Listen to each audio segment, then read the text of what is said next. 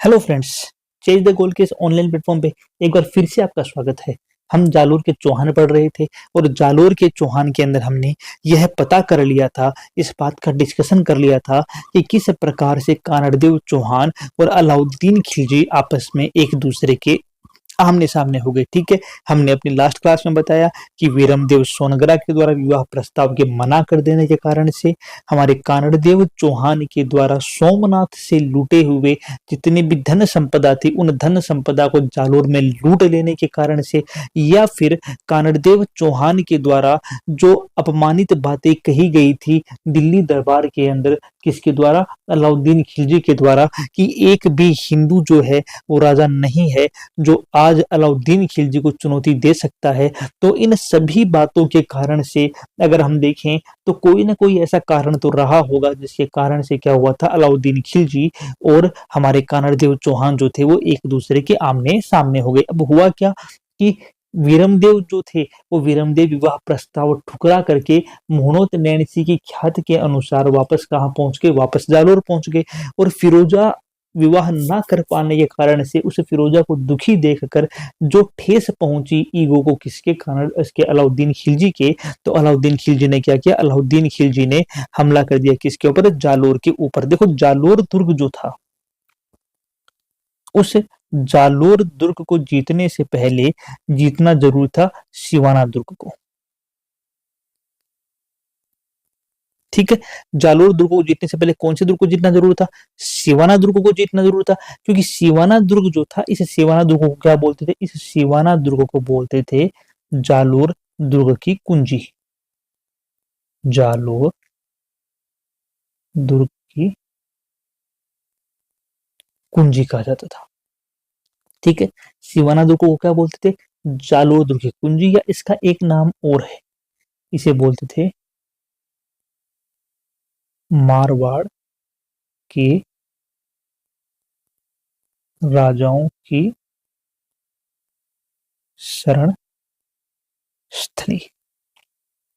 ठीक है, जो सिवाना दुर्ग था, इस सिवाना दुर्ग को जालोर दुर्ग की कुंजी बोलते थे, या सिवाना दुर्ग को मारवाड़ के राजाओं की शरण स्थली कहा जाता था। ये जो सिवाना दुर्ग था, इस सिवाना दुर्ग का निर्माण किसने करवाया था? इसका निर्माता था वीर नारायण पंवार।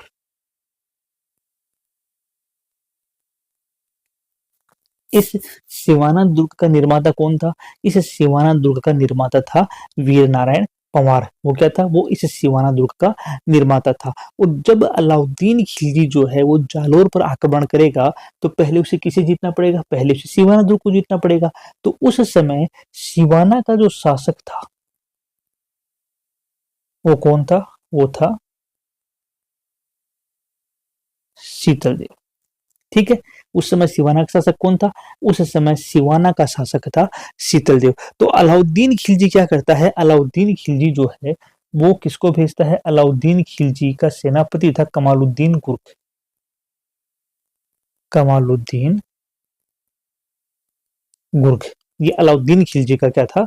ये अलाउद्दीन खिलजी का सेनापति था। ठीक है, अब अलाउद्दीन खिलजी क्या करता है? अलाउद्दीन खिलजी कमालुद्दीन गुर्ग को भेजता है कि भाई कमालुद्दीन, तू जा सिवाना दुर्ग के साथ कुछ कमाल दिखा और सिवाना दुर्ग को जीत के बता। कमालुद्दीन गुर्ग अपनी सेना लेकर कहाँ पहुंचता है? अपनी सेना लेकर पहुंचता है सिवाना दुर्ग।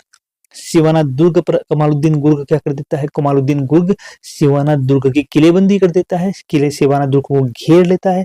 और सिवाना दुर्ग को घेर लेने के बाद भी जब कमालुद्दीन गुर्ग जो है वो सिवाना दुर्ग की किलेबंदी नहीं तोड़ पाता, तो उस कंडीशन के अंदर अलाउद्दीन एक चाल चलता है। अलाउद्दीन क्या करता है? अलाउद्दीन जो था इस शीतल देव का एक सेनापति था जिसका नाम था भावले पंवार।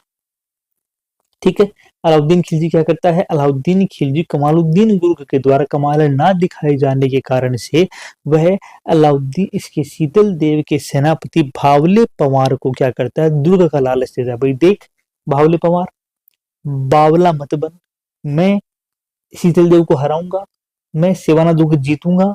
अब अगर तू चाहे तो मैं शीतल देव के बाद शिवानी दुर्ग का किलेदार तुझे बना दूंगा, तू इस दुर्ग का शासक बन जाएगा।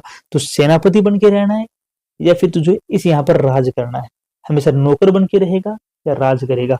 तो भावले पंवार क्या होता है, भावले पंवार बातों में आ जाता है।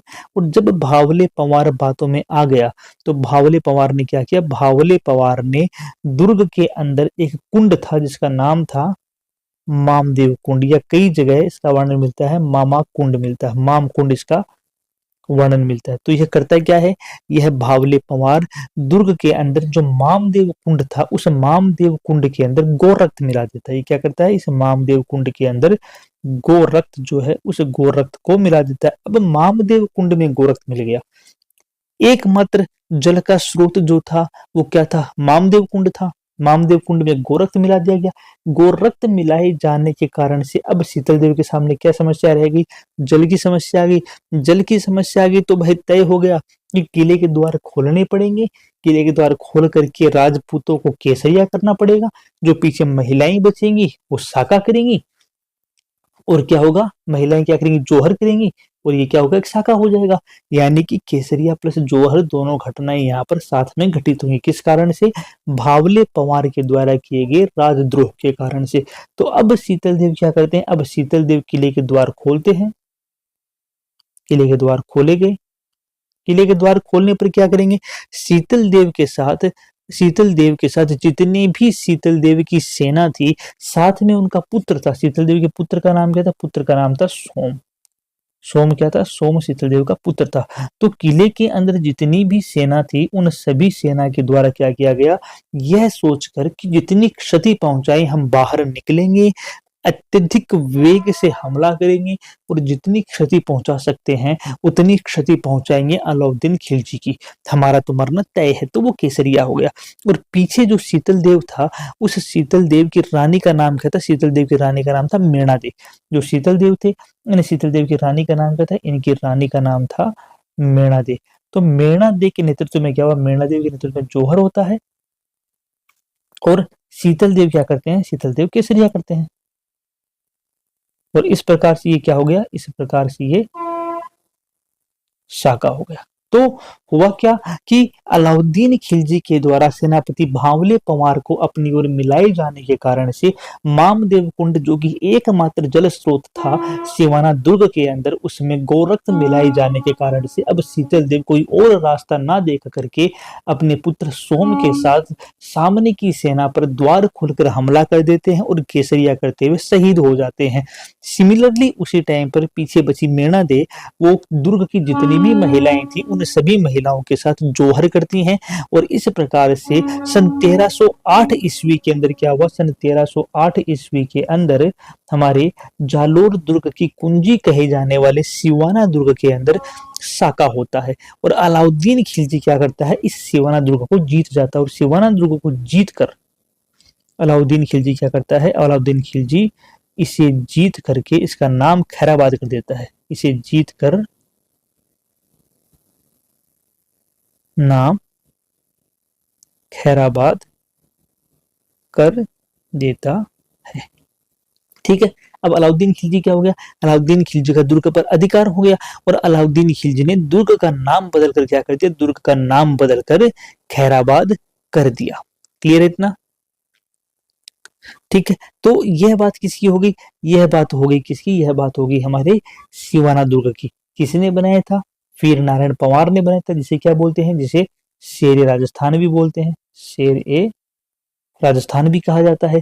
सिवाना दुर्ग जालोर दुर्ग की कुंजी है, या मारवाड़ के राजाओं की शरण स्थली के नाम से भी जाना जाता है। यहाँ से क्वेश्चन जो है वो एग्जाम में कई बार पूछे गए हैं, तो आपको ये ध्यान रखने हैं। ठीक है दोस्तों, तो अब क्या होगा, अब शाही सेना क्या होगी, अब शाही सेना कहाँ बढ़ेगी, जालोर जो था उस जालोर दुर्ग की कुंजी सिवाना दुर्ग था, सिवाना दुर्ग पर शाही सेना का अधिकार हो गया। तो अब शाही सेना जो है वो बढ़ती है जालोर दुर्ग की तरफ। तो अब सेना कहाँ बढ़ेगी, अब सेना बढ़ेगी आपके जालोर दुर्ग की ओर। तो घटना पहुंच गई सन 1311 में। 1311 में क्या हुआ, जालोर पर कौन बैठा हुआ है, कानड़देव चौहान। कानड़देव चौहान के जो पुत्र थे वीरमदेव सोनगरा, वो वीरमदेव सोनगरा न कि केवल सुंदर थे, बल्कि कुश्ती में इतने प्रवीण थे कि उनके बराबर कोई मल्ल युद्ध लड़ने वाला आसपास के इलाकों में भी नहीं था। इतने प्रवीण वो कुश्ती के अंदर थे। तो अब सन 1311 ईस्वी में क्या हुआ? 1311 ईस्वी में जालोर के शासक जो कानड़देव चौहान हैं, उन पर हमला होता है सिवाना दुर्ग को जीतने के बाद में। किसका? अलाउद्दीन खिलजी का। और यह जो युद्ध है 1311 ईस्वी में हो रहा है, इस युद्ध का नाम होता है मलकाना का युद्ध। इस युद्ध का नाम क्या है? इस युद्ध का नाम होता है मलकाना का युद्ध। अब क्या होता है मलकाना के युद्ध के अंदर? मलकाना के युद्ध के अंदर जो जालोर की सेना है, जिसके राजा कानड़देव चौहान है, उनका एक सेनापति था, उसका नाम था दहिया बीका। महत्वपूर्ण है दहिया बीका। क्यों महत्वपूर्ण है? दहिया बीका महत्वपूर्ण इसलिए है कि दहिया बीका के द्वारा ही दुर्ग के जालोर दुर्ग के गुप्त रास्ते जो थे वो बताए गए थे किसकी सेना को? अलाउद्दीन खिलजी को बताए गए थे, जिसके माध्यम से अलाउद्दीन खिलजी दुर्ग के अंदर प्रवेश करने में सफल हो जाता है। और जैसे ही अलाउद्दीन खिलजी दुर्ग में प्रवेश करता है, उसी समय क्या हो जाता है? कानड़देव चौहान की हार भी क्या हो जाती है? तय हो जाती है। तो होता क्या है कि सन 1311 ईस्वी के अंदर अलाउद्दीन खिलजी अपनी सेना लेकर पहुंच जाता है जालोर दुर्ग पर हमला करने के लिए।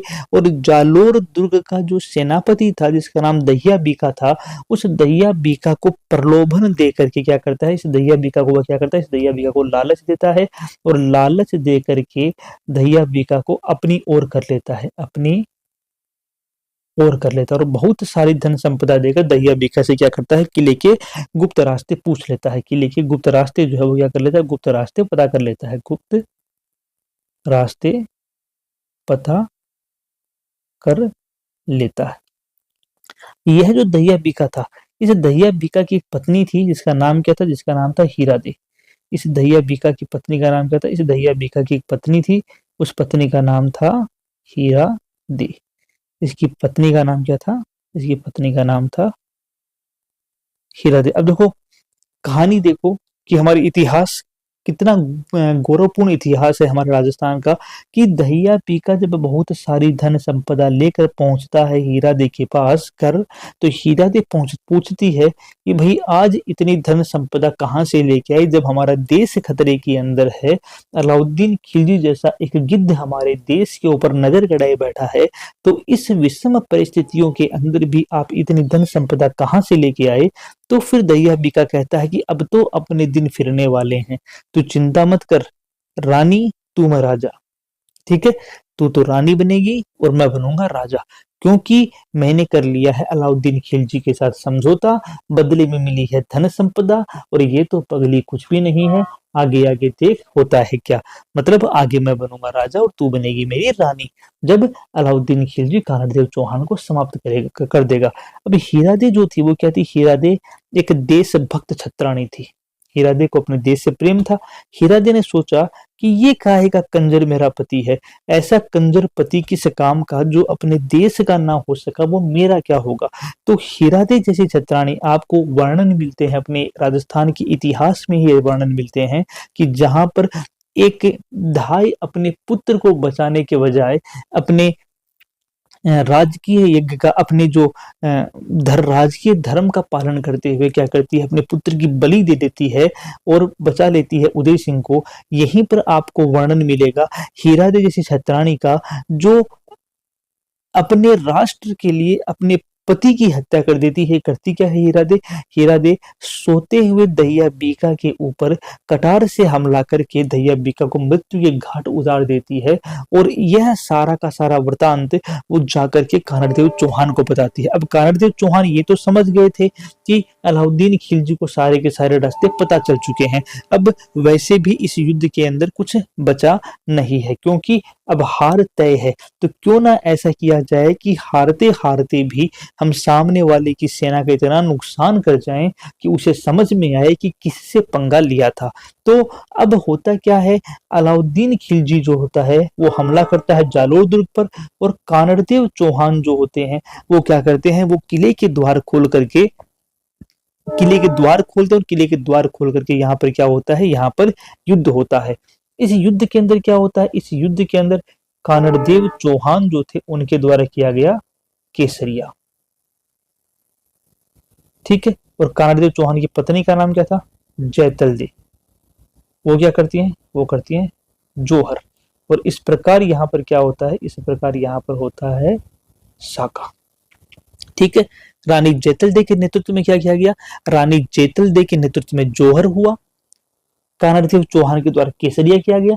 और अब यहाँ पर वीरमदेव जो सोनगरा थे उनके बारे में दो घटनाएं मिलती हैं। पहली घटना ये बोल मिलती है कि वीरमदेव सोनगरा जो थे इनकी कुल देवी थी आशापुरा माता, तो आशापुरा माता के मंदिर में कटार घोप करके आत्महत्या कर लेते हैं। लेकिन ये वाली बात जो है वो मानने वाली कम लगती है, क्योंकि केसरिया करेंगे तो केसरिया करने का मतलब क्या हुआ, केसरिया करने का मतलब हुआ कि जो भी राजा के साथ उसकी बची हुई सेना है, चाहे पुत्र हो या कोई भी सगा संबंधी या फिर उसके जो सैनिक हैं वो हो, वो अधिक से अधिक क्षति पहुंचाएंगे सामने वाली सेना को, और लड़ते हुए क्या होंगे, शहीद होंगे, लड़ते हुए वीर गति को प्राप्त करेंगे। तो दूसरा वर्णन ये मिलता है कि वीरमदेव सोनगरा जो था अपने दोनों हाथों में तलवार लेकर के क्या करते हैं, वो भी सामने वाले की सेना यानी कि अलाउद्दीन खिलजी की सेना पर टूट पड़ते हैं, और धड़ कटने के बाद भी वीरमदेव सोनगरा कंटिन्यू लड़ते हुए वहां पर शहीद होते हैं। ये दूसरा वर्णन मिलता है।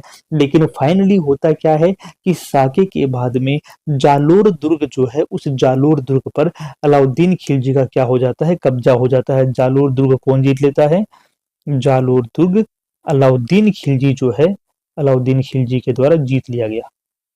ठीक है, और अलाउद्दीन खिलजी क्या करेगा, अलाउद्दीन खिलजी जालोर दुर्ग को जीतते ही यहाँ का नाम बदलता है, और नाम बदलकर वह जालोर का नाम कर देता है जलालाबाद। क्या कर देता है, वह जालोर का नाम कर देगा जलालाबाद। और अलाउद्दीन खिलजी के द्वारा इस जलालाबाद में एक मस्जिद का निर्माण करवाया गया, जिसे तोप मस्जिद कहते हैं। मस्जिद बनवाई गई जो क्या कहलाती है, तोप मस्जिद कहलाती है। ठीक है, तो इस प्रकार क्या हुआ, इस प्रकार सन 1311 ईस्वी के अंदर ये हमारे जालोर दुर्ग का जो महान इतिहास था वो महान इतिहास समाप्त हो जाता है। ठीक है, एक चीज और आती है जालोर दुर्ग के अंदर। ठीक है, जालोर दुर्ग के बारे में दूसरी चीज क्या आती है, यहाँ पर फिरोजा का मकबरा है। ठीक है, फिरोजा कौन थी, अच्छा फिरोजा का हुआ क्या, देखो फिरोजा के बारे में ये कहा जाता है, फिरोजा का मकबरा पहले ही जान लो। ठीक है, अब हुआ क्या कि इस युद्ध के अंदर जब वीरमदेव सोनगरा का सिर कट गया, तो सिर कटने के बाद में उस वीरमदेव सोनगरा के सिर को ले जाया गया कहाँ पर, फिरोजा के पास। फिरोजा जो थी वो फिरोजा ने क्या किया, बड़े ही मान सम्मान के साथ वीरमदेव सोनगरा का अंतिम संस्कार किया, और फिर वह अपने महल से डायरेक्टली यमुना में कूद जाती है, और यमुना में कूद करके अपनी भी आत्महत्या कर लेती है। तो इस प्रकार से क्या होता है, जो जालोर है उस जालोर के ऊपर अलाउद्दीन खिलजी का राज हो जाता है, और नाम बदलकर जलालाबाद और सिवाना का नाम बदल करके खैराबाद अलाउद्दीन खिलजी के द्वारा कर दिया जाता है। तो दोस्तों ये एक महत्वपूर्ण जानकारी थी, ये एक महत्वपूर्ण हिस्ट्री के बारे में जानकारी थी, जहां से कई सारे क्वेश्चंस आपके लिए बनते हैं जो एग्जाम के लिए महत्वपूर्ण है, तो आपको ये ध्यान रखने हैं। उम्मीद करते हैं कि जो आपको यहाँ पढ़ाया जा रहा है आपको समझ में आ रहा है, और आपने चैनल को सब्सक्राइब कर लिया होगा। अगर अभी तक आपने इस चैनल को सब्सक्राइब नहीं किया है तो चैनल को सब्सक्राइब करें, ताकि ऐसी महत्वपूर्ण जानकारियां जो आपको सफलता के शिखर तक लेके जाएंगी, जहां पर आप अपना परचम फहरा सकें, आपके तक यहाँ से पहुंचती रहेंगी। तो मिलते हैं दोस्तों अगली वीडियो में, तब तक के लिए जय हिंद दोस्तों।